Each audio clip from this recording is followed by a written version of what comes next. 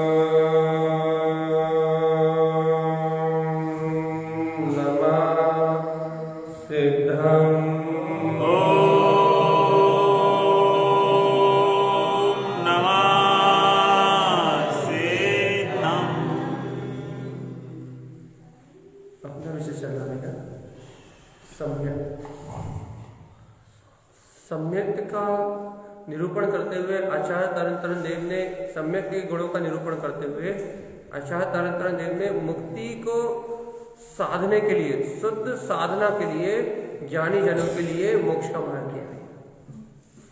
ज्ञानी को सम्यक की साधना करना अनिवार्य है, तभी वो ज्ञानी। तो वो ज्ञानी सम्यक की साधना कैसे करे, वो सम्यक के प्रति जिज्ञासा कैसे उठाए, वो सम्यक को ग्रहण करने की भावना कैसे प्रबल करें, इसके लिए आचार्य तारण देव ने 10 प्रश्न जिज्ञासाएं दी हैं। उन जिज्ञासाओं का संबंध सीधे सम्यक से है, सीधे मोक्ष मार्ग से है। उसमें पहली जिज्ञासा है कि सम्यक शुद्ध कैसे है, कौन से रूप वाला है, कहाँ तिष्ठता है, कहाँ वास करता है, कौन से स्थान पर उत्पन्न होता है, श्रेष्ठ कैसे है और पूर्ण मानव उसका महत्व कैसे है। इतने 7 प्रश्नों का भैया अपन ने, गुरुदेव ने जो 7 जिज्ञासाएं दी थी, उन जिज्ञासाओं के साथ अपन ने उन गुणों का यहाँ अपन ने वांछन के माध्यम से उन्हें समझने का प्रयास किया है, उन्हें ग्रहण करने का प्रयास किया है, सम्यक की रुचि को बढ़ाने का प्रयास किया है। अपने अंदर में अपना जो त्रिकाली वीतराग तत्व है, अपने अंदर में जो शांत दांत जो वीतराग स्वभाव है, अंतरात्मा में संचंदन सी शीतलता और बाहर में कर्मों का दमन करने वाला जो ऊर्ध्वगामी अपना स्वभाव है, उस स्वभाव के अनुभव की ओर बढ़ने के लिए जो अपने ही ममल गुणों के निधान में उत्पन्न होता है, स्वयं के तत्रूप अनुभूति में आता है, ऐसे उत्पन्न होने वाले सम्यक को जानने के लिए, जिसके स्वयं के प्रदेश शुद्ध हैं, जो स्वयं अपने पंचदीप्ति में केवल ज्ञान में स्वभाव में तिष्ठता है, स्वयं ऊर्ध केले के पत्ते के समान अपने ऊर्ध्वगमन वीतराग स्वभाव में जिसका भैया स्थान है, इसका महत्व है, ऐसे सम्यक की यहाँ वांछना चल रही है। देखो ये 7 प्रश्न तो गुरुदेव ने बता दिए। अब 8वां प्रश्न है प्रमाण कैसे।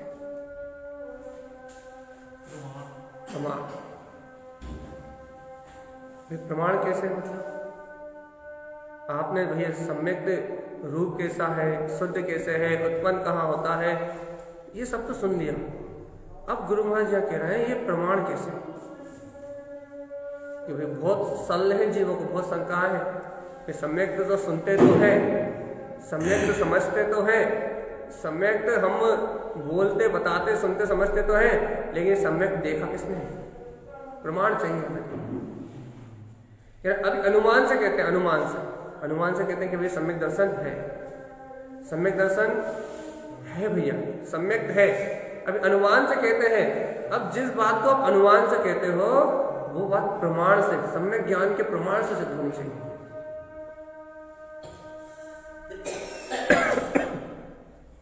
अनुमान से कहना सम्यक है वो अलग बात है, अनुमान से सम्यक को कहना अलग बात है, लेकिन सम्यक ज्ञान के सहकार पूर्वक प्रमाण से सम्यक को स्वीकार करना अलग बात है, प्रमाण से उसका अनुभव करना अलग बात है। व्यवहार से अपन एक उदाहरण लेते हैं, व्यवहार से अपन एक छोटी सी चर्चा लेते हैं कि भैया ये जीव कहता है कि पता किसने देखा सम्यक, संसारी जीव, मोही जीव, अज्ञानी जीव, ये संजीव कहता किसने देखा सम्यक दर्शन, कैसा होता सम्यक दर्शन, पहले मंदिर चले जाओ, दर्शन कर लो, पूजा कर लो, पाठ कर लो, हो गया सम्यक दर्शन। या बाहर के नियम कर लो, व्रत कर लो, अणुव्रत ग्रहण कर लो, महाव्रत ग्रहण कर लो, क्या इससे सम्यक दर्शन हो जाएगा, हो गया सम्यक दर्शन। या फिर अज्ञानी जीव ये कहता है वे कौन ने देखा सम्यक दर्शन, कौन ने देखा भैया मोक्ष, कौन ने देखा आत्मानुभव, कहने लगे भगवान जी खाओ पियो मस्त रहो भैया जीवन निकाल, कौन ने देखा सम्यक। पापी भैया ऐसा कहता है खाओ पियो और मस्त रहो, और पुण्य आत्मा सुख कसाय को करने वाला ऐसा कहता है अणुव्रत कर लो, महाव्रत कर लो, नियम कर लो, व्रत कर लो, उपवास कर लो, हो गया सम्यक। यही तो मिलता है, ऐसे ही तो मिलता है, खेलने का और देखा किसने, कहाँ मिलता है कि ना उत्पन्न और कहाँ होता है। तो ये सम्यक की निधि नहीं है, ये क्रियाएं सम्यक की निधि नहीं है, ये होने वाला बाहर का व्यवहार सम्यक की निधि नहीं है।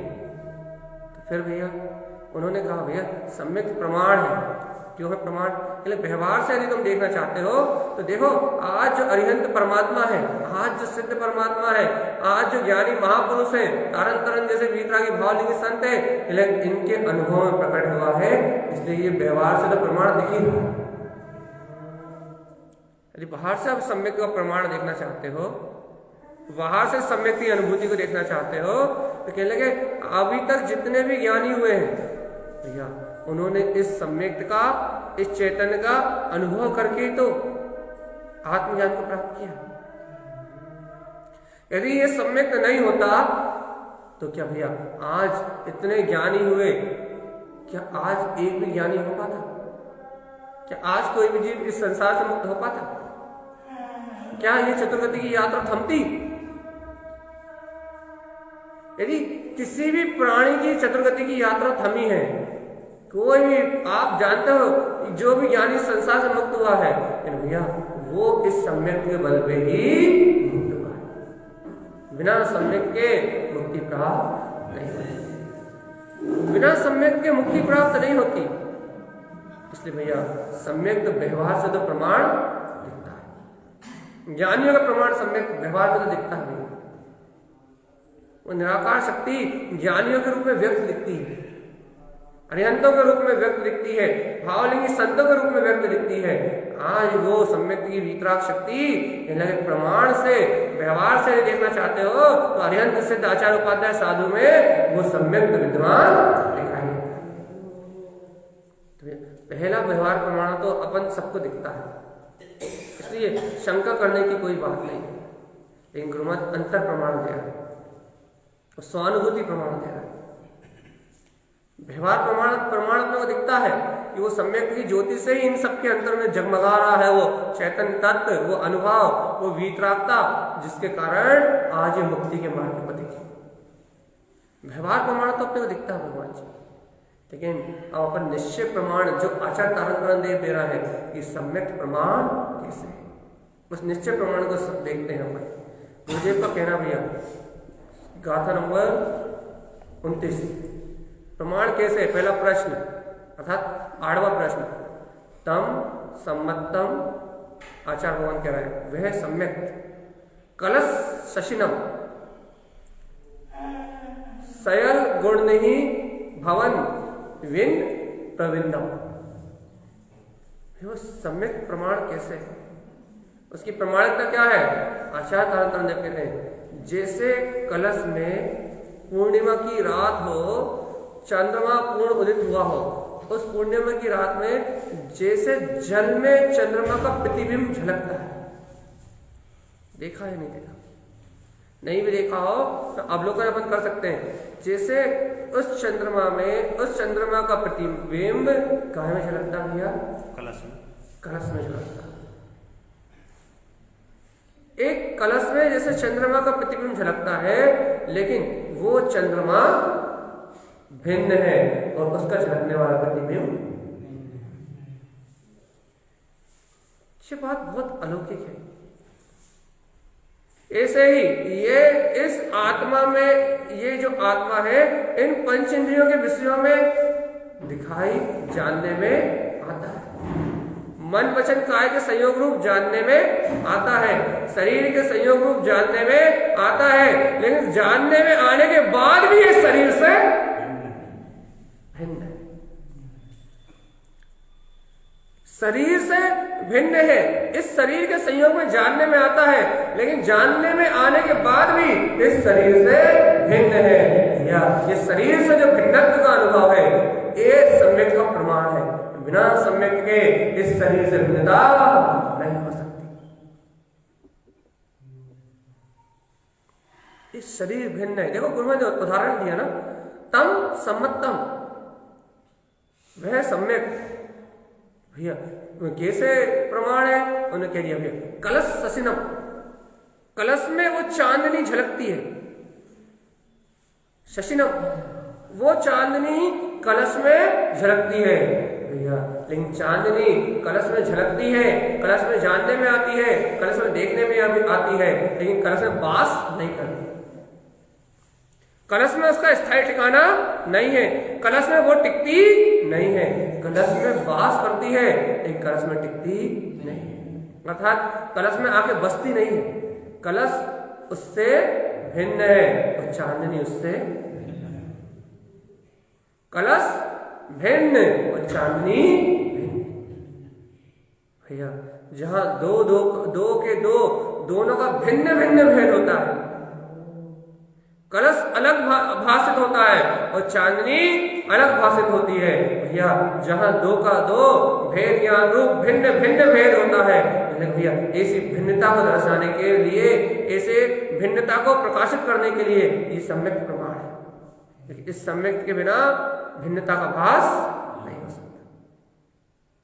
सम्यक के बिना आप इंद्रियों से एकत्र नहीं तोड़ सकते। सम्यक के बिना आप शरीर आदि संयोगों से एकत्र नहीं तोड़ सकते। जब ये सम्यक ज्ञान में आता है, तभी चंद्रमा की होने वाली चांदनी उस कलश के प्रतिबिंब से भिन्न जानने में आती है। ऐसे भैया जब आत्म अनुभव सम्यक दर्शन अजीब को होता है, वीतराग तत्व को जब जीव स्वीकार करता है, तो उसे अपना चेतन में वीतराग तत्व और ये शरीर आदि इंद्रिय से भिन्न भिन्न जानने में आते। इस भिन्नता को भाषित कराने के लिए ये सम्यक प्रमाण है। अनंत ज्ञानियों को इस देह से भिन्न अपने निराकार स्वरूप को बोध हुआ है। अनंत ज्ञानियों ने इस वीतराग चैतन्य शक्ति को इस संयोग आदि परिणमन से भिन्न जाना है। इसी भिन्नता को बोध कराने के लिए, इसी भिन्नता को अंतर में भावात्मक कराने के लिए, भैया अनंत ज्ञानियों को इस शरीर और आत्मा की भिन्नता दर्शाने के लिए ये सम्यक कैसा है? प्रमाण। भैया प्रमाण है। अभी आप जिसे शब्दों से सुन रहे हो, उसे अपने अनुभव से सिद्ध करो। जिस सम्यक की महिमा को अभी आप भाषा वर्णन से सुन रहे हो, शब्दों से सुन रहे हो, उस सम्यक की महिमा को, उस सम्यक को अनुभव से ग्रहण करो, प्रमाण से ग्रहण करो। भैया जब उसे प्रमाण से ग्रहण करोगे तो स्वानुभूति प्रमाण हो जाएगा, स्वयं के अनुभव प्रमाण हो जाएगा। जीव जुदा, पुद्गल जुदा, देह से भिन्न निराकार आत्मा, उसका अनुभव हो जाएगा। भैया ऐसे अनुभव कराने वाला, अनंत ज्ञानियों के अंतर में पकड़ने वाला ये सम्यक कैसा है? प्रमाण। क्यों है प्रमाण? क्योंकि सयल गुण नहीं, वो अपनी अनंत गुणों की निधि से संयुक्त है। वो अपने अनंत गुणों की निधि से संयुक्त है। कैसे? भवन विंद प्रविंदम। भैया वो दिखता कलश में है, लेकिन वास करता प्रविंदम अपने में है। दिखता कलश में झलकता हुआ है, दिखता इंद्रिय विषयों के संयोग में है, दिखता संसार में यात्रा करता हुआ है, दिखता भैया द्रव कर्म भाव का नौ कर्म की धारा में है, लेकिन निवास करता अपनी ध्रुव वीतरागता में है, तिष्ठता अपने वीतराग पद में है भैया, निमग्न रहता अपने परम आनंद में है। संयोग में रहने के बाद भी संयोग में स्थिर नहीं होता, अपने वीतराग स्वभाव में स्थिर रहता है। इसलिए अनंत सयल गुणों नहीं, अनंत गुणों का निदान भवन अपने ही भवन में, अपने विंद निर्विकल्प अनुभव में प्रविंदम जो स्वयं जानने में आता है, स्वयं की अनुभूति में आता है, स्वयं के प्रकाश में उत्पन्न होता है भैया। इसलिए वो अनुभव प्रमाण, निर्विकल्प स्वानुभूति प्रमाण, वो सम्यक प्रमाण, अपने ही अनुभव प्रमाण वो सम्यक प्रमाण है भगवान जी। कितने प्रश्न हो गए? 8। क्या कह रहे हैं गुरुदेव? भगवान कब से शब्दों से सुन रहा है सम्यक कैसा है, कब से शब्दों से समझ रहा है सम्यक कैसा है, कब से शब्दों के माध्यम से ग्रहण कर रहे हैं सम्यक कैसा है? आचार्य वर्ग का कहना है अरे वो सम्यक प्रमाण है, उसे अनुभव से ग्रहण करो। अरे कलश में चांदनी दिखने का अभिप्राय यह थोड़ी ना है कि चांदनी कलश में प्रवेश कर गई, अर्थात चांदनी कलश में हो गई, चंद्रमा कलश में हो गया, इसका अभिप्राय ये थोड़ी ना है।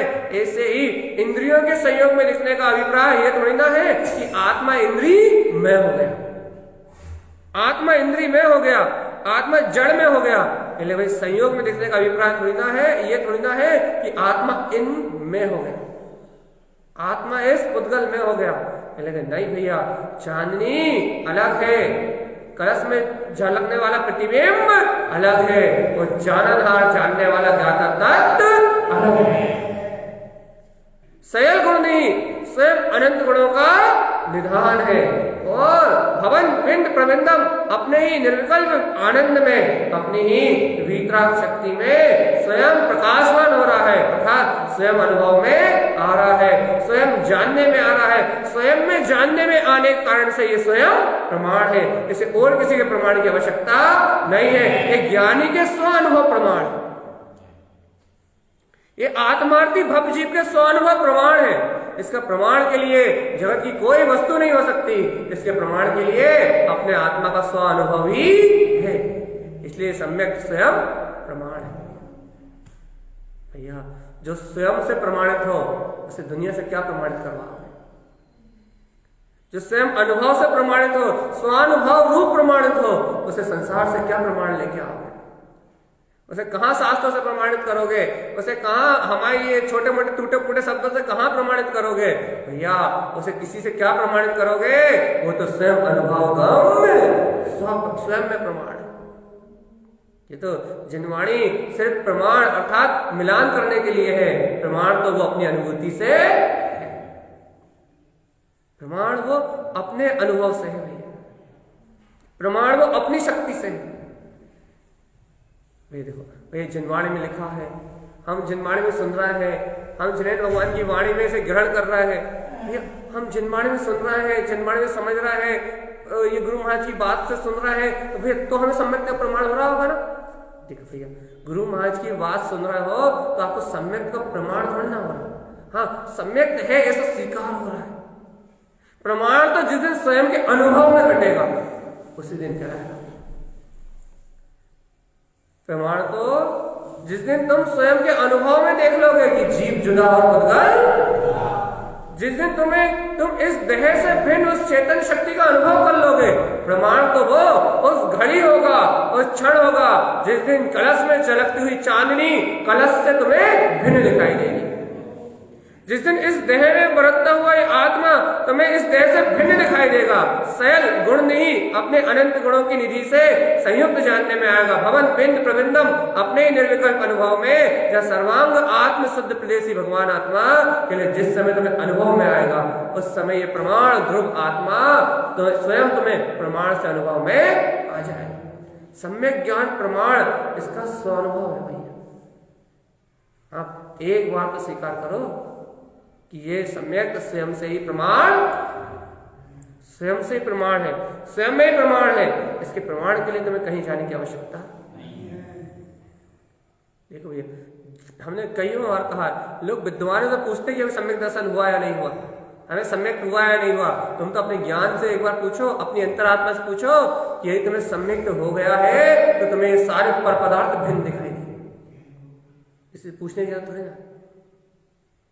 यदि तुम्हें सम्यक हो गया है तो तुम्हें सकल गुणों का निधान, जो अपना वीतराग तत्व अपने अंतर में स्थित है, वो निर्विकल्प स्वभाव प्रतीति में आएगा और ये सारा संसार अलग ही भिन्न भासेगा। ये तो अपने अनुभव प्रमाण स्वयं सिद्ध है, किसी से पूछने की आवश्यकता नहीं है। यदि आपको अपने प्रतीति प्रमाण, अपने अनुभव प्रमाण, अपना आत्म अनुभव, सकल गुणों का निधान, वो वीतराग तत्व, वो भिन्न स्वभाव यदि आपको स्वयं में जानने में आता है, वो ये जगत भिन्न जानने में आता है, ये संयोग भिन्न स्वीकार में आते हैं, भगवान जी वो सम्यक प्रमाण है, अनुभव प्रमाण। और यदि भैया ये शरीर, संयोग और आत्मा और ये संसार, ये सब एक में दिखाई देते हैं, वही खा रहा है, वही पी रहा है, वही चल रहा है, वही उठ रहा है, वही सो रहा है, वही बोल रहा है, वही राग, वही द्वेष, वही मोह, वही अपनत्व, वही कर्तव्य, लेकिन तुम्हें सब कुछ मिला वो जुला दिखाई देता है, सब कुछ एक में दिखाई देता है। शुद्ध और अशुद्ध में भेद नहीं जानते, चेतन अचेतन का भेद उत्पन्न नहीं होता, ज्ञान और अज्ञान में अंतर नहीं जानते। लेकिन अब ये सम्यक प्रमाण कहां से होता?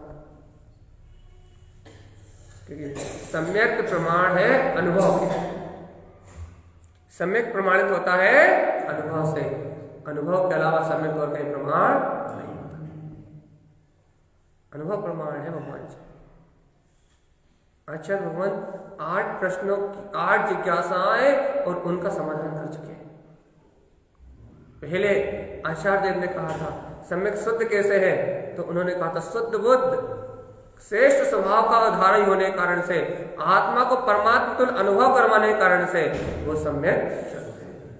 फिर कहा था कि भैया कौन से रूप वाला है, तो उन्होंने कह दिया था भैया सारी बाधाओं से रहित, अनंत अग्रु लघु स्वभाव से स्वयं सहज आनंद स्वरूप वाला है, पर के रूप से अतीत व्यक्त विमल गुणों का निधान, ज्ञान में स्वरूप वाला है। तीसरा प्रश्न था भैया कहाँ तिष्ठता है, उन्होंने कह दिया था सम्यक तिष्ठता है अपने स्व समय में, तियत संपूर्ण शाश्वत स्वभाव। चौथा प्रश्न आया था भगवान जी कि कौन उनका उसका निवास कहाँ है, तो आचार्य भगवान ने कह दिया उसका निवास जहां भी होता है वह शांत दांतम, चंदन के समान शीतलता अंतर में उत्पन्न होती है और इंद्रिय विषयों का दान दमन हो जाता है, और वो नहीं ऊर्ध्वगामी स्वभाव, और वो अपने ऊर्ध्वगामी स्वभाव में ही वास करता है। अगला प्रश्न आया था भगवान जी, क्या उत्पन्न कोपी स्थान, कौन से स्थान में उत्पन्न होता है? आचार्य भगवान ने कहा था भैया उत्पन्न अनंत रूपम, अपने अनंत चतुष्टय के रूप में, ममल गुण नहीं, ममल गुणों के निधान में, स्वयं स्वयं तत्वम, स्वयं की स्वानुभूति में वो सम्यक उत्पन्न। अलग अलग तिष्ठना और वास कर, तिष्ठना गुण अपेक्षा स्वभाव अपेक्षा से, और निवास करना पर्याय अपेक्षा से। अब आपने 3 दिन की चर्चा, वो 3 टाइप की चर्चा मिस करी है, ये विषय सुबह और कल शाम को निकल गए। तिष्ठना स्वभाव से, अर्थ में संपूर्ण स्वसमय स्वभाव में वो तिष्ठता है अनादि अनंत काल तक, लेकिन भैया ठहरना, उसमें ठहरता है अपने कौन से स्वभाव में, अनंत गुणों के निधान, जो अपना ममल गुणों की निधि स्वयं शुद्ध तत्व है ना, कहने लगे जो अपना स्व समय में संपूर्ण शाश्वत पद कहना मां तिष्ठता है। लेकिन भैया अब वास करने की बात आ रही है, जब ये पर्याय में आता है, जब ये अनुभव में आता है तो क्या होता है, तो कहते भैया शांत दांतम, चित्त में चंदन के समान शीतलता उत्पन्न हो जाती है, कसाय आदि भाव का सारा परिणाम, सारे परिणाम बिला जाते हैं, चित्त में चंदन के समान शीतलता उत्पन्न होती है। दांतम, इंद्रिय विषयों का दान दमन करता है, इंद्रिय भोग आसक्ति को छीण करता है। और भैया इतना ही नहीं, ये लगे वासंती भुवने ही ऊर्ध्वगामी स्वभावम, वो इस चित्त में जहां जिस उपयोग में निवास करता है, ये लगे उस ऊर्ध्वगामी स्वभाव। भैया वहां ऊर्ध्वगामी स्वभाव अर्थात अपना जो वीतराग तत्व है वो वही निवास करता है, वास करता है। ऐसा नहीं है कि वो शांत और दांत रूप परिणमित हो रहा है तो वो पर्याय में आ गया, वो है अपने ऊर्ध्वगामी स्वभाव में, लेकिन उसके आ जाने के कारण से, उसके उत्पन्न हो जाने के कारण से शांत दांतपना प्रकट। अगला प्रश्न था, हाँ, पहले गुणों की स्वीकारता होगी, उसके बाद निवास होगा। जब तक स्वभाव को स्वीकार नहीं करोगे तो पर्याय कहां से आएगी? जब तक तिष्ठतेगा नहीं, जब तक अपने अंतर में तिष्ठेगा नहीं, जब तक भैया उसको अनुभव में कैसे लेके आओ? वो जहां है पहले वहां उसको देखोगे। बहुत अच्छा प्रश्न किया आप लोगों ने, नहीं किया। समझ में आ गई, हम तो जिज्ञासा की अच्छी तारीफ कर रहे हैं कि जो वो पहले तिष्ठेगा, वो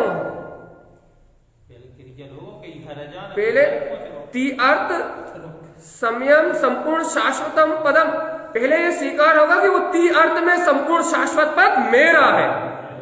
पहले उस अखंड अभेद सत्ता की स्वीकारता होगी जहां से वो रत्नत्रय उत्पन्न होने। पहले उस समय सार में तत्व में जाके दृष्टि ठहरेगी, अपना श्रद्धान ठहरेगा जहां से वो रत्नत्रय उत्पन्न होने हैं। पहले ठहरेगा, पहले तिष्ठेगा, और जब तिष्ठ जाएगा उसके बाद शांत दांतम, उसके बाद वो चित्त में शीतलता रूप, संदन के समान शीतलता रूप उत्पन्न होगा, और फिर वही इंद्रिय विषयों का दमन होगा।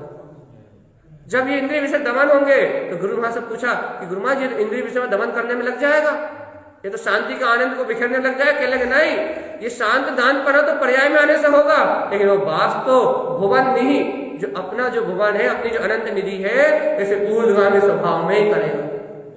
वो रहेगा तो ऊर्ध्वगामी स्वभाव में, लेकिन उसके आने से ये शांत दानपना सम्यक की निधि है अपने आप ही उत्पन्न हो जाएगी। तिष्ठेगा तो वो अपने में, लेकिन अतिशय होगा उपयोग में, चित्त में कसाय गलेंगी, पाप की आसक्ति गलेगी, इंद्रिय विषय भोग की आसक्ति गलेगी, भैया परिणाम में विशुद्धि आएगी, जब भी तो 58 लाख यूनिट होंगी। अब यहाँ गुरु महाराज क्या कह रहे हैं?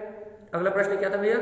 कौन से, कहाँ गया? उत्पन्न कोपी स्थानम। तो गुरु महाराज ने कहा था भैया सम्यक स्थान शुद्धम। सम्यक के सारे स्थान कैसे हैं? सम्यक के सारे स्थान, सम्यक के सारे प्रदेश शुद्ध हैं भैया। ये शुद्ध स्थान में, शुद्ध प्रदेश में ये सम्यक निवासंती भूमने पंचदीप्ति पर स्थितम, ये अपने भुवन पंचम केवल ज्ञान में ज्योति में निवास करता है। मति ज्ञान, शुद्ध ज्ञान, अग्नि ज्ञान, मन प्रिया ज्ञान, केवल ज्ञान में एक समान रूप प्रकाशित होता है। केवल ज्ञान की ज्योति है सम्यक, और पांचों ज्ञान में एक समान अपने शुद्ध प्रदेशी भगवान आत्मा का अनुभव कराता है। ये अपने प्रदेशों से ही शुद्ध है। अब आपको डिटेल सुननी तो कल सुबह की, आज कल शाम की और आज सुबह की चर्चा सुनो तो आपको डिटेल मिल जाएगी इसकी। अब अगला प्रश्न है गुरु महाराज का कि श्रेष्ठ कैसे? तो आचार्य भगवान ने कहा था ये श्रेष्ठ कैसे भैया? सम्मतम ऊर्ध्व भैया, सम्यक तो स्वयं ऊर्ध्व है, और जहां आता है ऊर्ध्वम, जीव की दृष्टि भी ऊर्ध्व हो जाती है।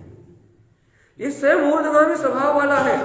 जहां आता है ऊर्ध्वम, वो जीव की दृष्टि भी ऊर्ध्व हो जाती है। कदलम पुल्लम, जैसे केले के पत्ते, आकाश गगन गमनम सहावम, गगन की ओर ही देखते हैं, आकाश की ओर ही देखते हैं, वैसे ही ये सम्यक अपने ऊर्ध्वगामी गगन के समान निर्मल भीतरा स्वभाव को ही देखता है। ऊर्ध्वगामी ऊर्ध्व स्वभाव का धारी होने के कारण से ये सम्यक कैसा है? श्रेष्ठ।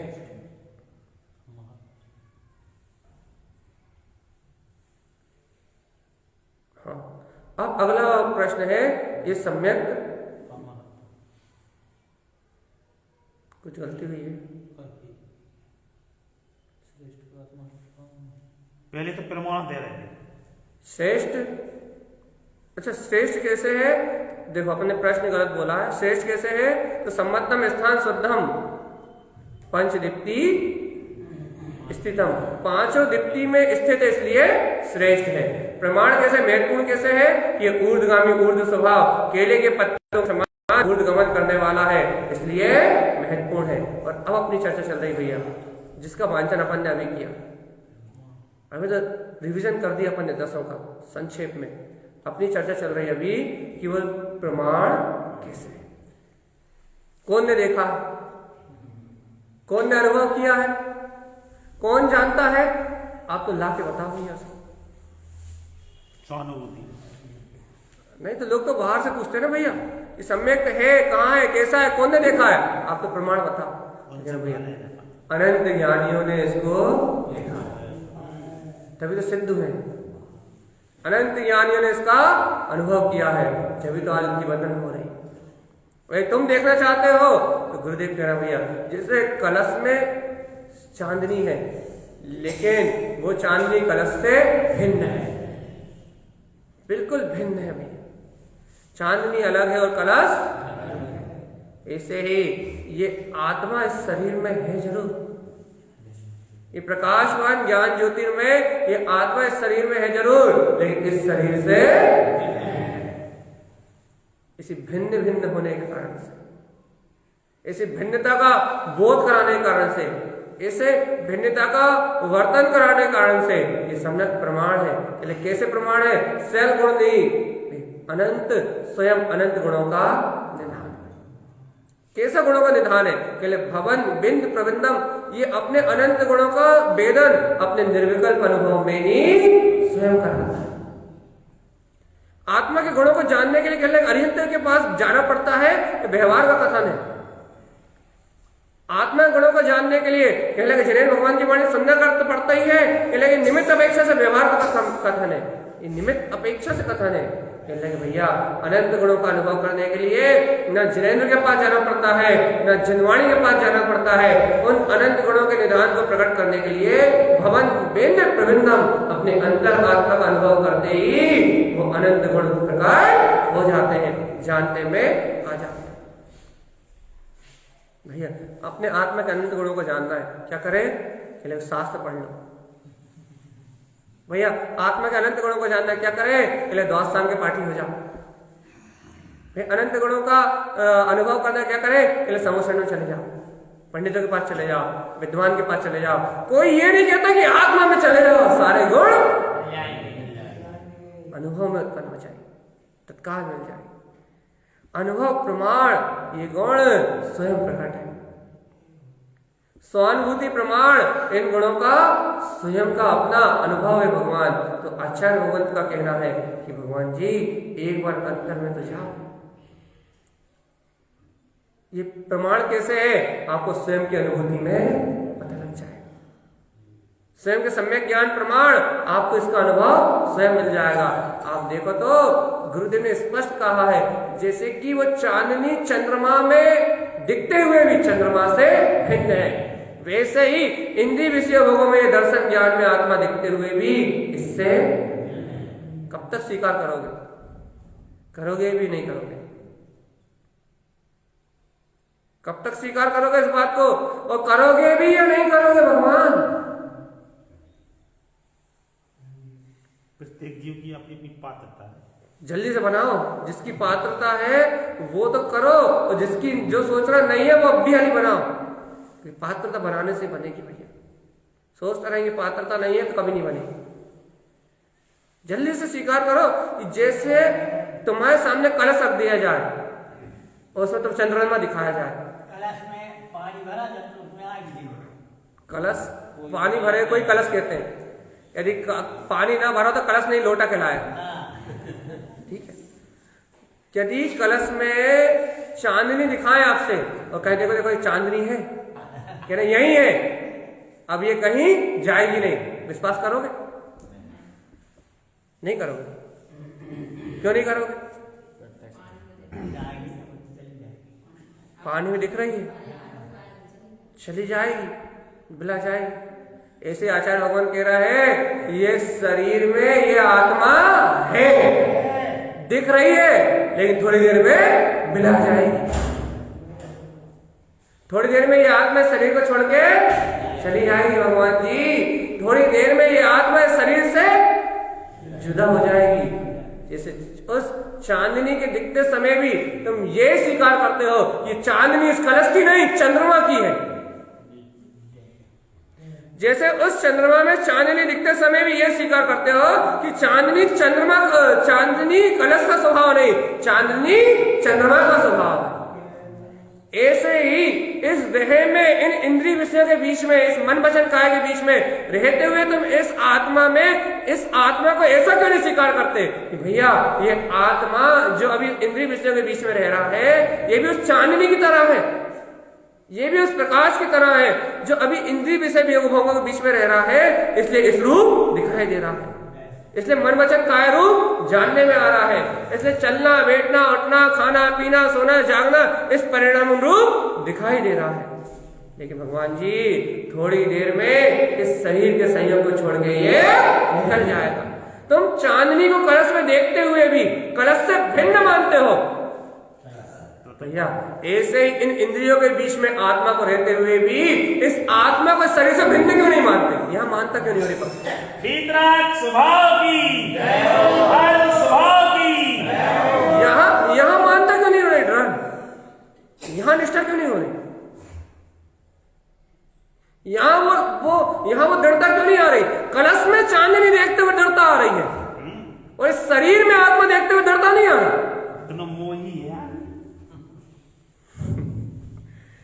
और यदि तुझे इस शरीर के साथ ही आत्मा का संबंध नजर आता है तो एक हाथ मुर्दा को लिया, उसको खिला, उसको पिला, उसको उठा, उसको सुला। यदि वो भी इंद्रिय विषय से जान सकता, वो भी सुन सकता, वो भी देख सकता, यदि शरीर में ताकत होती तो मुर्दा से सारे काम करवा।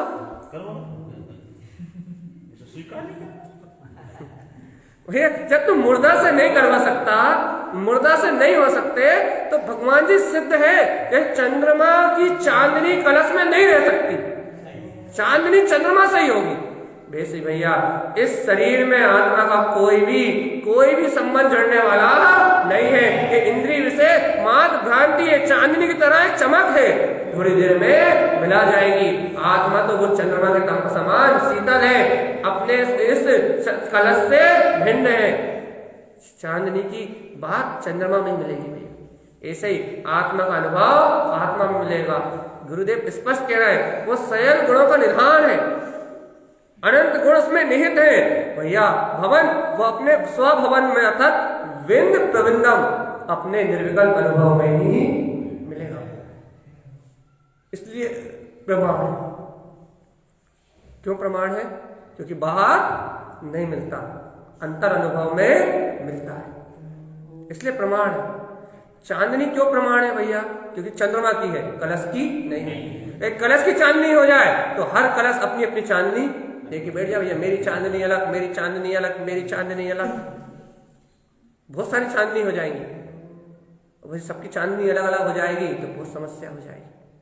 इसलिए चांदनी एक चंद्रमा की है, जहां चंद्रमा वहां चांदनी। ऐसे ही भगवान जी आत्मा के अनंत दर्शन ज्ञान में चेतन प्रकाश अनंत गुण मात्र आत्मा के ही है और वो आत्मा में ही अनुभव में प्राप्त होते हैं, वो और कहीं प्राप्त नहीं होते।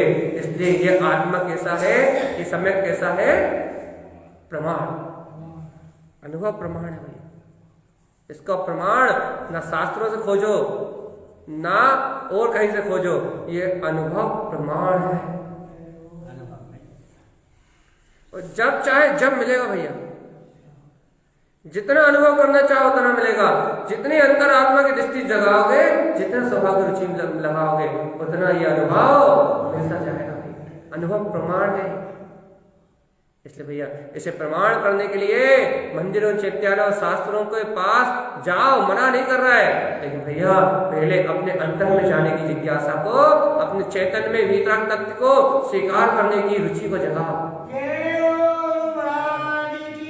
जब अपने निज अंतर आत्मा के पास आओगे तो भैया ये प्रमाण रूप स्वयं प्रकट हो जाएगा।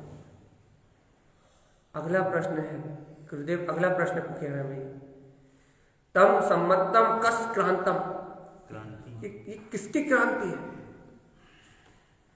क्रांति अर्थात प्रकाश, जगमग होती हुई ज्योति, ये सम्यक किसकी क्रांति है? देखो गुरु महाराज बता रहे हैं, सम्यक्तम क्रांति कांत्रम, सम्यक्तम क्रांति क्रांतियम, ये सम्यक क्रांति है अर्थात सम्यक प्रकाश है। काय का प्रकाश है? त्रिभुवन निलयम, जिसमें तीनों लोग निलय हो जाते हैं। ज्योति स्वरूप क्रांति, ऐसे अपने ज्योतिर्मय केवल ज्ञान ज्योतिर्मय स्वभाव की क्रांति है ये सम्यक। भैया सम्यक प्रकाश है, सम्यक क्रांति है। काय की? क्रांतियम, प्रकाश है। काय का प्रकाश है? पहले त्रिभुवन निलयम, इसमें तीनों लोग निलय हो जाते हैं, तीनों लोग समा जाते हैं। थोड़ी बहुत बात नहीं कर रहे, तीन लोग। ये सम्यक वो क्रांति है जिसमें तीनों लोग, ऊर्ध्व आर्ध और अधो, कहते हैं तीनों लोग, ऊर्ध्व आर्ध और मध्य, ऊर्ध्व आर्ध और मध्य, जिसमें तीनों लोग निलय हो जाए, तीनों लोग समा जाए, तीनों लोग निहित हो जाए। ये सम्यक त्रिभुवन निलयम, तीनों लोगों को निलय करने वाला ज्योति स्वरूप, जो अपना ज्योतिर्मय स्वरूप है क्रांति, ऐसे ज्योतिर्मय स्वरूप की क्रांति है, अर्थात ऐसे केवल ज्ञान का प्रकाश ही ये सम्यक है। कहाँ ढूंढ रहा है भगवान जी? हाँ, कहाँ ढूंढ रहे हो आप इसे? ये ऐसा सम्यक, ऐसा क्रांतिकारी है, इसकी क्रांति, इसकी प्रकाशीकरण इतनी अद्भुत है, इसका अंतर का प्रकाश इतना अद्भुत है कि कहले त्रिभुवन निलय, तीनों लोगों को अपने संभाले, तीनों लोगों को झलकाए, तीनों लोग जिसमें निलय हो जाए, ज्योति स्वरूप क्रांति, ऐसे अपने ज्योति स्वरूप अपने वीतरागपद की क्रांति है सम्यक, ज्योति स्वरूपस्य क्रांति, अपने केवल ज्ञान में ज्योति स्वरूप की क्रांति है भैया सम्यक। देखो भैया अपन अज्ञानी बने बने पड़ोसी के घर में क्या हुआ, देश में क्या हुआ, विदेश में क्या हुआ, कहाँ क्या दिख रहा है, कहाँ कैसा दिख रहा है, अपन पर द्रव्यों की पर ज्ञ की रुचि लगाते हैं। अरे भगवान इस सम्यक की रुचि लगाओ तो ये तीनों लोग तुम्हारे अंदर समा जाए, तीनों लोग तुम्हारे अंदर निलय हो जाए, तीनों लोग तुम्हारे एक समय के ज्ञान में छलके, जैसे ज्योति स्वरूप की क्रांति है समय, जो तुम्हारा केवल ज्ञान में ज्योति स्वरूप है, परम प्रकाश में प्रकाशित होता हुआ ज्योति स्वरूप है, जैसे ज्योति स्वरूप का प्रकाश है समय, जिसको ये मिलता है उसे अंतर केवल ज्ञान की ज्योति प्रकाश हो जाती है। स्वानुभव प्रमाण भैया लोक और अलोक झलकते हैं। गुरुमान ने उतने तो झलकना कहा ही नहीं, त्रिभुवन निलयम कहा है, तीनों लोग निलय हो जाते हैं, समा जाते हैं जिसमें। इसका अर्थ समझते हो? तीनों लोगों को समाने का अर्थ समझते हो? इससे भी गहरा अर्थ बताओ, क्या तीन लोगों को समाने का अर्थ? केवल ज्ञान की एक समय की पर्याय में तीन लोग तीन काल झलकते हैं, वो बात सही है। सम्यक दर्शन, सम्यक ज्ञान, सम्यक चार, बोल सब सही रहे, गलत कोई भी नहीं कह रहा, क्योंकि सब स्वभाव की तरफ से जवाब दे रहे हैं। तीनों लोग समा गए, माने तीनों लोगों को जो है प्रकाश करा रहा। अभी कौन सी जगह सम्यक दर्शन की बात है ना, वो केवल ज्ञान की बात, जैसे केवल ज्ञान में आता वैसे इसमें तीनों लोग को समय। अच्छा अपन एक उदाहरण देते हैं, ये बल्ब इस पूरे चैत्यालय की क्रांति है, बल्ब क्रांति कांतम, ये बल्ब तीनों लोगों वो, ये बल्ब इस चैत्यालय की क्रांति है। कैसे?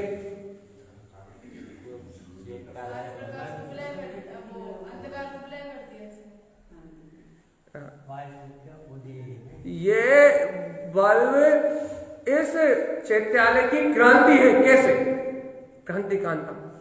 कैसे क्रांति?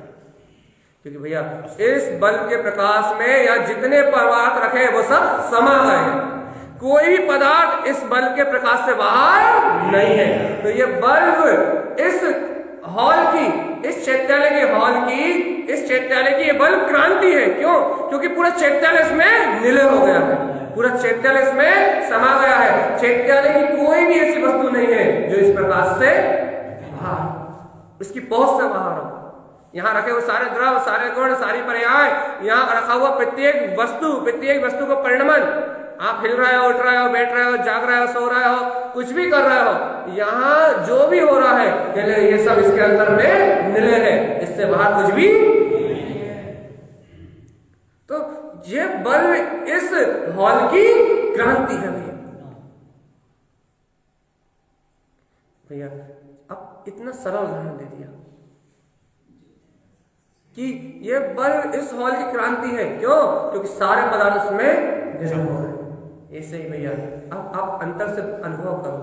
सम्मतम कांति कांत्यम त्रिभुवन निलयम ज्योति ज्योति स्वरूपस् क्रांति।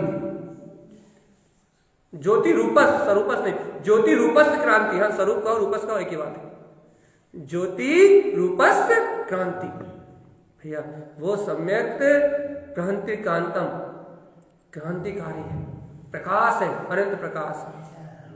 क्यों है बताओ? उसका स्वभाव है। अब भी उदाहरण से बता दिया। हाँ, क्योंकि उसमें तीनों लोगों के समस्त पदार्थ निलय हो जाते हैं। कोई भी ऐसा पदार्थ नहीं है जिसका ज्ञान सम्यक में ना हो। इस तीन लोक में, तीन काल में कोई भी ऐसा पदार्थ नहीं है, ऐसा कोई सा वस्तु स्वरूप नहीं है, ऐसी कोई सी वस्तु की व्यवस्था नहीं है जो उसमें निलय ना होती। तीनों लोगों के सारे ज्ञान, सब कुछ उस सम्यक में निलय हो जाते हैं, समस्त वस्तुएं उसमें निलय हो जाती है। इसलिए वह सम्यक ज्योति रूपस क्रांति, अपने ज्योति स्वरूप की क्रांति है।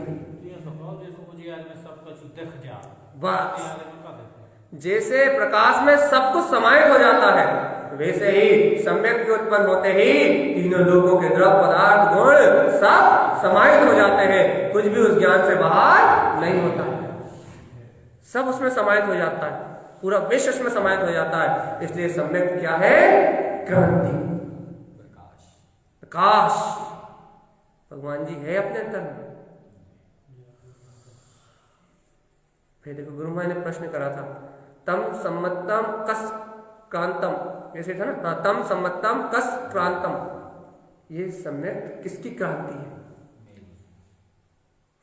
जवाब तो सही है, ये सम्यक ज्योति स्वरूप की क्रांति है, स्वभाव की शुद्ध ज्योति स्वरूप अपना जो केवल ज्ञान में है, जिसमें तीनों लोग निलय हो जाते हैं, ऐसे ज्योति स्वरूप की क्रांति, ऐसा प्रकाश, ये सम्यक थे भगवान जी। जब इतना विराट है सम्यक कि जो तीनों लोगों को अपने अंदर निलय कर ले। भगवान जी एक बात तो बताओ, इस सम्यक को छोड़ के तुम किसकी आराधना करते हो? जब इतना विराट है सम्यक, इतना विशाल है सम्यक, इतना श्रेष्ठ है सम्यक, इतना प्रमाण है, इतना भैया स्वयं से प्रमाणित है, स्वयं क्रांति में है, अनंत प्रकाश में है। भगवान जी जब ये सम्यक तीनों लोगों को समाने की, तीनों लोगों को अपने में निहित करने का सामर्थ्य रखता है, तो हे भव्य आत्मा, तुम किसको साधते हो? तुम किसकी साधना करते हो? तुम किसकी आराधना करते हो?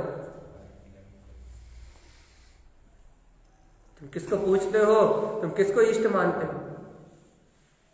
जब इस सम्यक की तीनों लोगों की क्रांति है, जब यही मोक्ष मार्ग का प्रकाश है, जब यही केवल ज्ञान ज्योति स्वरूप अपने अंतर आत्मा को प्रकाशित करने वाला है, अपने ज्योति स्वरूप की क्रांति है, अपने ममल स्वभाव का प्रकाश है, तो हे भव्य आत्मा, तुम इस सम्यक को छोड़ के किसकी वंदना करते हो? ये तो बता।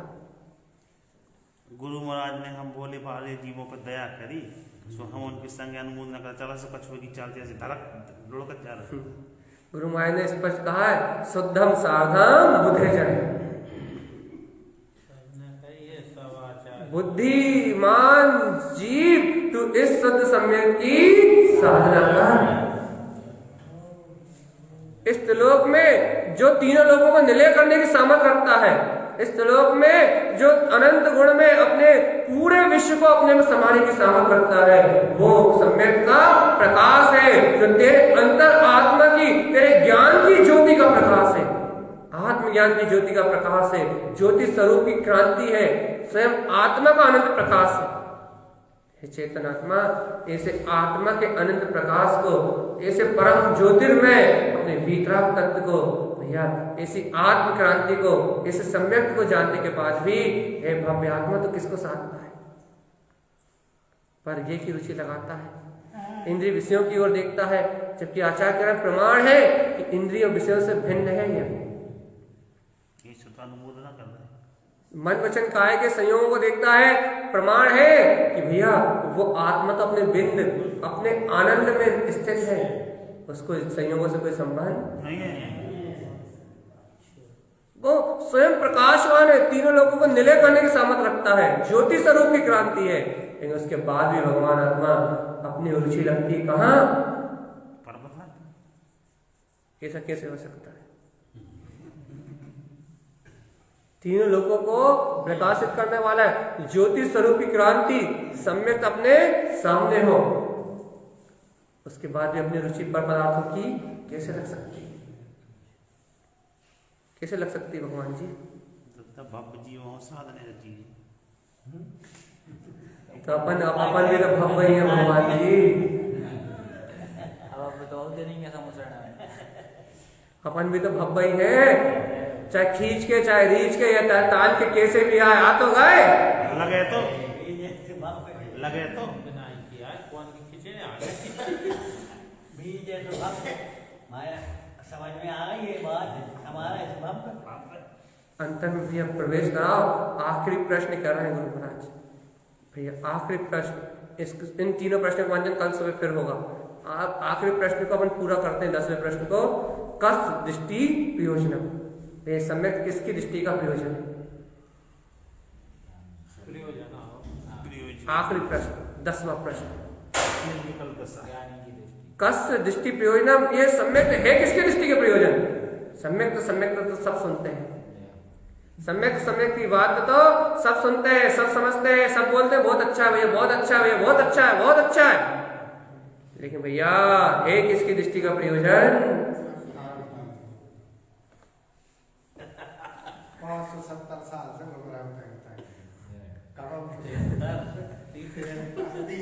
तो गुरु महाराज देखो अपने सारे जवाब तो अपने पास है, तो गुरु महाराज का जवाब सुन लिया अपन। गुरु महाराज का अपने जवाब तो अपने पास है, किसके लिए है, लेकिन अब गुरु महाराज कह रहे हैं भैया ये सम्यक किसकी दृष्टि का प्रयोजन है? तो गुरु महाराज कहते हैं, खुद गुरु तारण स्वामी कह रहे हैं, तम सम्मतम तिष्ठियत्वम, ये सम्यक दृष्टता है। किसकी दृष्टि में दृष्टता है भैया? परम पयम, जो अपने परम पद को प्राप्त कर लेता है, प्राप्त करना चाहता है। ध्रुव शुद्धम बुद्ध चतुष्टम, ये सम्यक भैया परम पद में है, ध्रुव है, शुद्ध है, बुद्ध है और अनंत चतुष्ट है। फिर से शुरू कर रहा है भैया। जय ज्ञान स्वभाव की आचार्य तारण स्वामी जी से पूछा गया, तारण देव से पूछा गया कि तारण स्वामी, उनने खुद जिज्ञासा उठाई कि क्या कि कस दृष्टि प्रयोजनम, ये कौन से जीवों की दृष्टि का प्रयोजन है? भैया ये उन जीवों की दृष्टि का प्रयोजन है जो तिष्ठियत्वम, अपने में ठहरना चाहते हैं। कहाँ ठहरना चाहते हैं? पहले परम पयम, अपने परम पद में। कौन से परम पद में? कहले जो ध्रुव है अर्थात शाश्वत है। कहले के कैसा है? कहले शुद्ध और बुद्ध है, अनंत चतुष्ट मय है।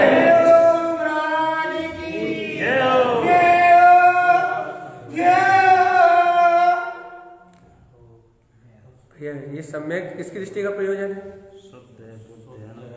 ये सम्यक किसको मिलेगा? ये कौन है जो इस सम्यक की साधना कर रहे हैं? कौन सी दृष्टि का प्रयोजन है? फिर से शुरुआत से भैया अच्छे से गंभीरता से, तम सम्मतम तिष्ठि यत्वम, उनके अंतर में तिष्ठता है, उनकी दृष्टि का प्रयोजन है। किनका? परम पयम, जो अपने परम पद को प्रकट करना चाहते हैं, जो अपने परम पद को जानते हैं, देखते हैं। कैसा देखते हैं? कहले ध्रुव शाश्वत। कैसा शाश्वत? कहले शुद्ध और बुद्ध अनंत चतुष्टयमय। जो अपने पद को, ध्रुव पद को, अपने शाश्वत शुद्ध पद को, परम पद को जो अपने में देखना चाहते हैं, जिनकी दृष्टि में ऐसा परम पद, अपना शाश्वत ध्रुव सिद्ध शुद्ध बुद्ध अनंत चतुष्टय में पद दिखाई दे रहा है, जो यंतो जो इसको जोते हैं अर्थात इस परम पद से जुड़ते हैं, ये समय उनकी दृष्टि का प्रयोजन है। और जो इससे जुड़ते नहीं है, इसे अपने दर्शन ज्ञान में उपयोग में जोते नहीं है, इसे अपनी दृष्टि में देखते नहीं है, इसका अनुभव नहीं करते, ये उनकी दृष्टि का प्रयोजन। आपने 10 प्रश्नों को सुन लिया, लेकिन आपने इन्हें सुन के योग का मतलब है योग नहीं, जुड़ना, संयुक्त होना। जोयन तो मतलब जोना, अर्थात जानना और देखना, उसे गहराई से स्वीकार करना, उसे अनुभव में लेना। जोयन तो जो जुड़ते हैं, जुक्तम उससे संयुक्त होते हैं, जुक्तम उससे संयुक्त होते हैं। संयम ध्रुव क्या प्राप्त करते हैं? ध्रुव स्वभाव,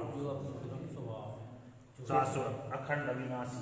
बिल्कुल निष्ठा से लो भगवान जी। आप गुरु महाराज की यदि ये आपकी दृष्टि का प्रयोजन है तो आप बहुत निष्ठा से लो इस बात का। बीतराग भाव की संतों की गुरु महाराज कह रहे हैं जो यंतो जो जुक्तम, जो जोता है, जो इस जोग से जुड़ता है, जो उसमें संयुक्त होता है, जो उससे संयुक्त होता है, जुड़ता है, फिर संयम ध्रुव पदम भैया, जो अपने स्व समय में ध्रुव पद को जानता है, तत्व विंदम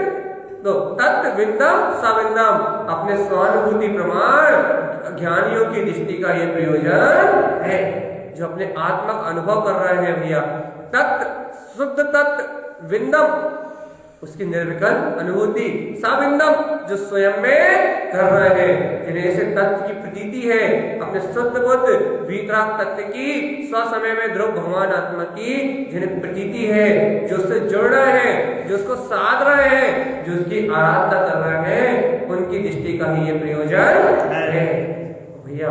जो आत्म अनुभव से भिन्न है, आत्म अनुभव की जिन्हें रुचि नहीं है, जो अपने शाश्वत ध्रुव पद को जोते नहीं है, जो शुद्ध बुद्ध अनंत चतुष्टय आत्मा को अपने अंदर जानते नहीं है, राग देश विषय कसाय में पर पदार्थों को देखते हैं, ये स्व समय शुद्धात्मा को जो नहीं जानते, उनकी दृष्टि का प्रयोजन ही सम्यक नहीं है। वो जीव संसार में जन्म लेते हैं, खाते पीते हैं, सुखी दुखी होते हैं और संसार में ही मर जाते हैं। जैसे गटर का कीड़ा गटर में ही जन्म लेता है और गटर में ही प्राण अंत कर देता है, वैसे जिन जीवों की दृष्टि का प्रयोजन ये सम्यक नहीं है, वो संसार के भयानक दुखों में ही जन्म लेते हैं और संसार में ही अंत को प्राप्त होते हैं। लेकिन भगवान जी जो जीव अपने अंतर में ऐसे शुद्ध सम्यक को तिष्ठा हुआ जानते हैं, परम पद में ध्रुव शुद्ध बुद्ध चतुष्टय में स्वभाव की दृष्टि करते हैं, इस वीतराग तत्व को जोते हैं, इससे जुड़ते हैं, इसका ध्यान आराधन चिंतन करते हैं, वे स्व समय ध्रुव पद का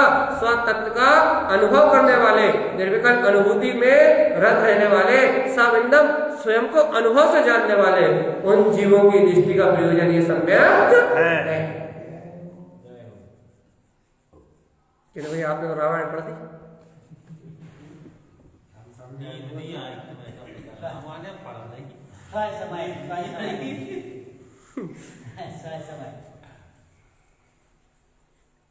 लोग कह रहे हैं नींद नहीं आने रात को, नींद नहीं आई है, सही भगवान जी ऐसी झटपटाहट लग जाए कि रात को नींद उड़ जाए, ये लगे तो अंतर में कि वास्तव में यदि ये नहीं पाया तो कुछ नहीं पाया, यदि इसे प्राप्त नहीं किया तो कुछ प्राप्त करना नहीं। इस संसार में क्या जड़ पदार्थों को प्राप्त करेंगे, क्या जड़ वस्तुओं का भोग करेंगे, क्या जड़ पदार्थों में रमेंगे? अरे यदि सम्यक में नहीं रमे तो कहाँ रमे भगवान? इसका अनुभव नहीं किया तो जीवन में क्या किया, खाया खोया सब ढह जाएगा भगवान, आत्म अनुभव भी एक साथ जाएगा बस। निज अनुभूति ही साथ जाएगी, बाकी सारा पुण्य पाप तो यही नष्ट हो जाएगा। संसार तो संसार में मिला जाएगा, लेकिन सम्यक यदि साथ नहीं गया, आत्म अनुभव नहीं हुआ, निर्विकल्प स्वभाव की अनुभूति नहीं हुई, भगवान शाश्वत पद को नहीं जाना, तो भगवान जी कुछ भी मिलने वाला यह जीवन का अंत हो जाएगा। वो जीवन का अंत बिना अनुभव के हुआ तो वो दुर्गतियों का भोगी बनाएगा। आप सोचते हो मात्र 2000 से अधिक सागर के लिए मनुष्य प्रया मिलती है। अरे इससे ज्यादा काल तो चौथे काल का है। किसका? चौथे काल। एक कोड़ा कोड़ी में 84 लाख वर्ष। एक कोड़ा कोड़ी सागर, 84,000 वर्ष कम। एक कोड़ा कोड़ी सागर मतलब कितना हो गया? 10 करोड़ में 10 करोड़ का गुना करो तो एक कोड़ा मतलब चौथे काल में एक कंप्यूटर में सब हो जाएगा। हम आपको मल्टीप्लाई इनटू गणित मैथमेटिक्स सब पढ़ा दी जाएगी। अभी बात ये चल रही है कि इतना बड़ा चौथा काल है, उतनी भी इस जीव के पास परस पर्याय नहीं है।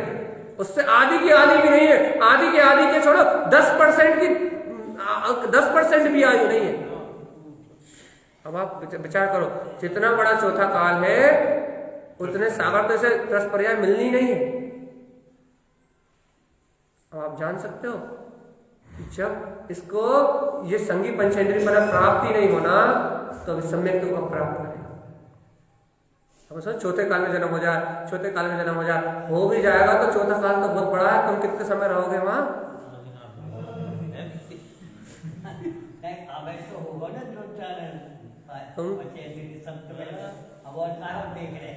तुम कल की चिंता मत करो भगवान जी, जल्दी पर जल्दी झटपट। अब तो काम झटपट वाला है।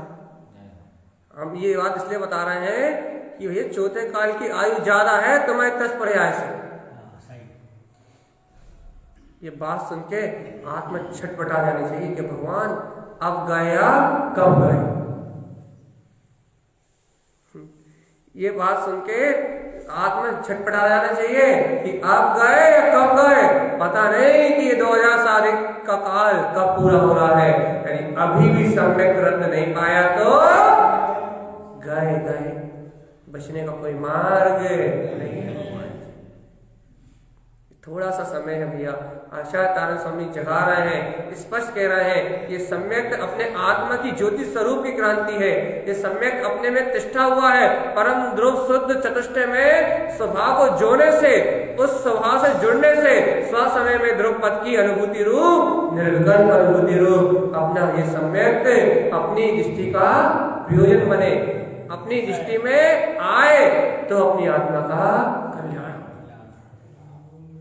भैया ये सम्यक किसी दूसरे की दृष्टि का प्रयोजन ना हो, ये अपनी दृष्टि का प्रयोजन हो। ये सम्यक चर्चा का प्रयोजन ना हो, ये सम्यक अपनी आराधना का प्रयोजन हो, अपनी साधना का प्रयोजन हो। ये सम्यक अपनी दृष्टि में निवास करे, ये सम्यक अपनी आराधना में बच जाए, ये सम्यक अपनी साधना में बच जाए। घर पुत्र परिवार का साधना छोड़ दो चेतन, तो कर्मों की वजह से सद रहे हैं। एक बार उनके बीच में रह के भेद ज्ञान करके देखो, तुम्हारी आकुलता कम हो जाएगी और उनका काम वैसा वैसे चलता रहेगा। मुंह से नहीं कहना पड़ेगा कि पत्नी भिन्न है, पत्नी अंतर मन से भिन्न हो जाएगी। और भैया परिणमन में रहेगा। कहना नहीं पड़ेगा चौका भिन्न है, चौके की क्रियाएं भिन्न है। भैया चौके और चौके का परिणाम भिन्न हो जाएगा, भैया क्रिया भिन्न हो जाएगी। जब ऐसा भिन्नत्व का अनुभव होगा तो सम्यक स्वयं अनुभूति से प्रमाण हो जाएगी। जहां ऐसे अंतरात्मा में जोड़ने का, अंतरात्मा में जोड़ने का भाव उत्पन्न होगा, अपने निर्विकल्प स्व समय से, अपने तत्व से, अपने भिन्न पद से जुड़ने का भाव होगा, तत्व की श्रद्धा होगी तो ये सम्यक अपनी आत्मा में अपनी दृष्टि का प्रयोजन होगा। भैया जिस दिन आत्म अभिप्राय से तू जीना प्रारंभ कर देगा उस दिन से तेरा जीवन सिद्धों जैसा हो जाएगा। और जब तक तू पर अभिप्राय से जी रहा है, जब तक तेरा जीवन निगोजिया जैसा है। जिस दिन आत्म अभिप्राय से जिएगा तो तू चेतन के साथ जिएगा, आत्मबोध के साथ जिएगा। और जिस दिन तू आत्मबोध के साथ जिएगा तो सिद्धों जैसा सुख का, निर्विकल्पता का अनुभव करेगा। और भैया यदि संसार की चिंताओं, आकुलताएं, पर्याय की दृष्टि, मोह ममत्व के साथ जिएगा तो भगवान तेरा जीवन निगोदिया की तरह हो जाएगा। निगोदिया एक सांस में 17-18 बार मरण करता है, तू हर भाव में मरण करता है। एक समय भी ऐसा नहीं है कि आत्मा का भाव मरण रुका हुआ। इसलिए भव्य आत्मा अपने आत्मा का अनुभव करके इस भाव मरण की पीड़ा को समाप्त कर और इस दृष्टि को, अंतर आत्मा, इस सम्यक को अपनी दृष्टि का प्रयोजन बना ले। जैसे ही आत्मा अपनी दृष्टि का प्रयोजन बनेगी, आत्महित तत्काल होगा, तत्काल मुक्ति की प्राप्ति होगी, तत्काल जन्म मरण मिटेंगे और ये आत्मा परम गति सिद्ध दशा को प्राप्त हो जाएगा। ऐसा भैया आचार्य भगवान का कहना है। ऐसे ही सभी भक्त जीवों की दृष्टि का प्रयोजन ये सम्यक्त बने और सभी भक्त जीव मुक्ति को, सिद्धि को प्राप्त करें। इन्हीं मंगल भावना के साथ बोलिए आचार्य प्रवर सद्गुरुवर तारण धर्मराज